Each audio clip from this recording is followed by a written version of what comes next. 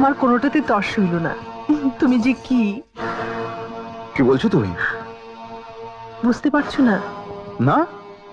আমি আবার মা হতে চলেছি। সত্যি? ও শিখা,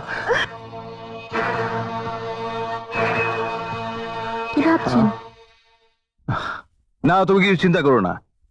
তোমার মা যদি এই বিয়েতে রাজি না হয়, তাহলে তোমার বাবা, বাবা মানে? তোমার এই বাবা নিজে দাঁড়িয়ে থেকে তোমার বিয়ে দেবে। জয়ন্তী, আমাদের আজকের এই ভালোবাসা, আজকের এই অঙ্গীকার কাল মিথ্যে হয়ে যাবে না তো? কেন মিথ্যে হবে কেন? তোমার আমার মধ্যে যে অনেক ব্যবধান। তুমি ধনীর মেয়ে আর আমি গরিবের ছেলে। তোমার মা যদি তোমার জন্য আমাকে মেনে না নেন? অবশ্যই মেনে নেবে। মা আমাকে ভীষণ ভালোবাসে, তাই আমার চাওয়াটা মা মিথ্যে করে দিতে পারে না। আর যদি তোমার কথাই সত্যি হয়, তাহলে মায়ের অবাধ্য হয়ে আমি তোমার কাছেই চলে আসবো। Note this point. এই পয়েন্টেই ঠিক আগের বারের মতো মার মেয়ের মধ্যে দ্বন্দ্ব লাগিয়ে দেব। আকাশ, তুই ভুল করেছিস।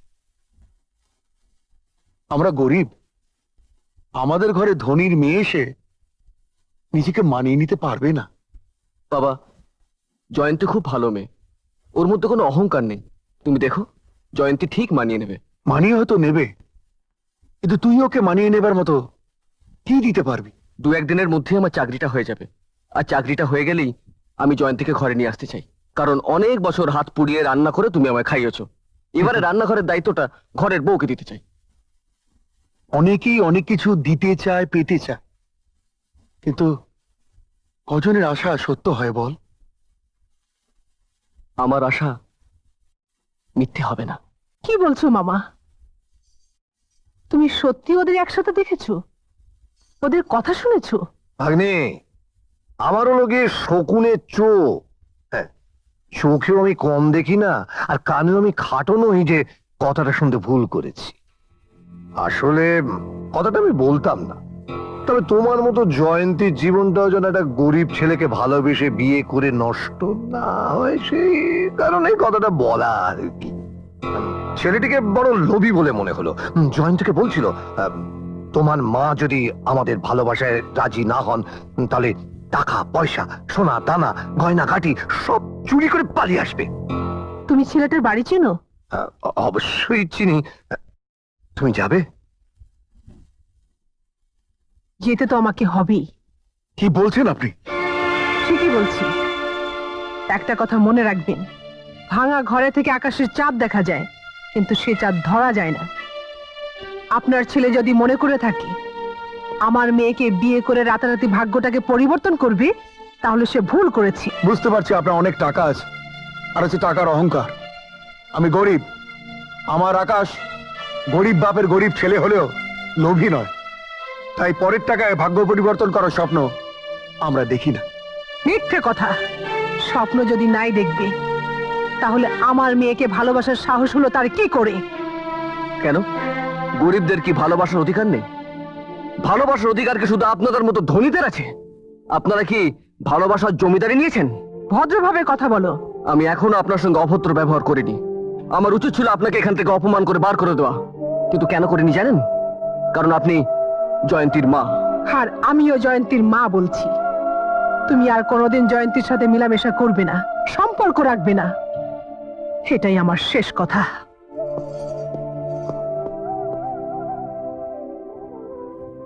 আকাশ, তোকে আমি ছোটবেলা থেকে বাবা মার স্নেহ দিয়ে, ভালোবাসা দিয়ে বড় করেছি। আজ এইভাবে অপমানিত হবে বলে বল? তোকে নিয়ে আমার অহংকার ছিল, আজ এইভাবে তুই আমার সেই অহংকারটা মিথ্যে করে দিলি। আমি আমি- আমি ভাবতেও পারি না আকাশ। আমি আমি ভাবতেও পারি না।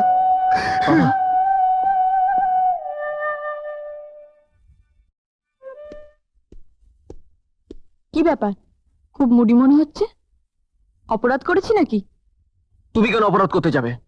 অপরাধ করেছি আমি। তোমার মতো ধনীর মেয়েকে ভালোবেসে আমি বড়লোক হতে চেয়েছি। তোমার মায়ের টাকায় আমাদের এই গরিবের ভাগ্যটাকে পরিবর্তন করতে চেয়েছি। তুমি এসব কথা আমাকে শোনাচ্ছ কেন?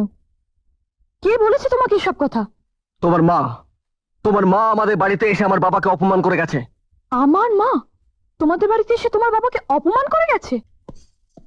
সত্যি কথা বলাটা যদি কারোর জন্য অপমান করা হয়, তাহলে আমার কিছু বলার নেই। আমার বলার আছে। আকাশ তোমার চোখে গরিব হতে পারে, তোমার মেয়ের অযোগ্য হতে পারে, কিন্তু সে আমার কাছে অযোগ্য নয়। জয়ন্তী, তোমার দাঁড়িপাল্লায় ওজন করলে ওর পরিচয় মূল্যহীন, কিন্তু আমার কাছে আকাশ একজন অসাধারণ ব্যক্তিত্ব। তোমার সঙ্গে হয়তো লোভী মানুষেরই পরিচয় হয়েছিল, তাই আমি তোমাকে বলছি, তুমি আকাশের বাড়িতে যাবে, হাত জোর করে ওর বাবার কাছে তোমার ব্যবহারের জন্য ক্ষমা চাইবে। কি কি বললি? আকাশের বাবার কাছে আমাকে ক্ষমা চাইতে হবে? তুমি যদি ক্ষমা চাইতে না যাও, আমি বুঝবো মা হো তুমি আমার সুখ চাও না, মঙ্গল চাও না। তুমি যে হাতে একদিন আমাকে দুধের বাটি তুলে দিয়েছো, আজ সেই হাতে বিষও তুলে দিতে পারো। আমি জানবো তুমি নিজে স্বামী নিয়ে সুখী হতে পারোনি বলে তুমি চাও না আকাশকে বিয়ে করে আমি সুখী হই।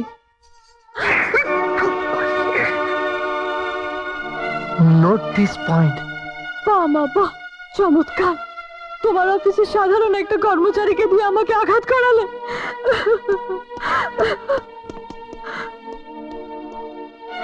তুমি আমার অফিসের একজন কর্মচারী মাত্র। তোমার এত বড় সাহস হলো কি করে? আমার সামনে দাঁড়িয়ে তুমি আমার মেয়েকে আঘাত করলে? বেরিয়ে যাও বলছি, বেরিয়ে যাও।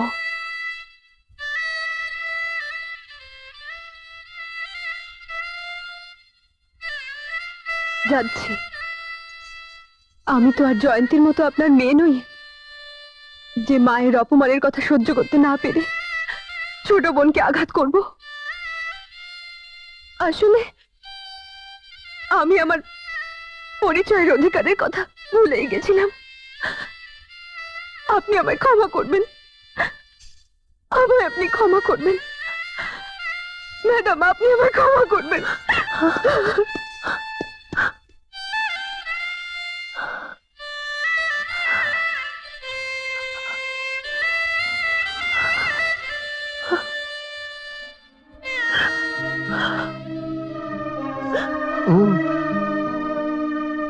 তুমি মিথ্যে বলছো না ঠিকই, কিন্তু তোমার মায়ের কাছে আমি তোমাকে খারাপ সাজিয়ে আমার নিজের লাভটা কোথায় বলো?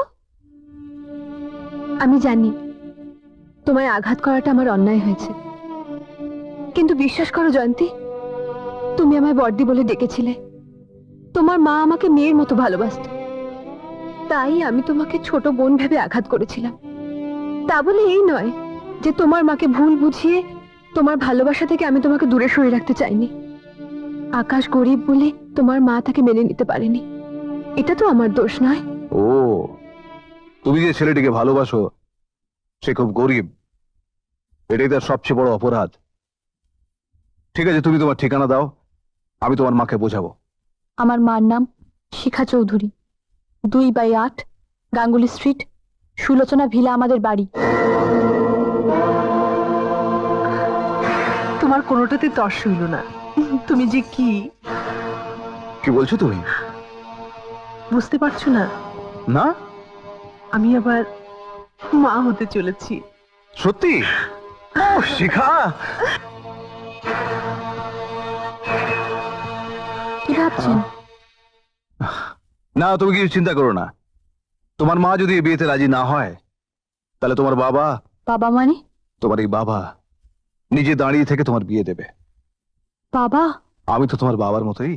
এমন আরো অনেক ভিডিও দেখতে এই চ্যানেলটি সাবস্ক্রাইব করে নিন এবং পাশের বেল আইকনটি প্রেস করে দিন।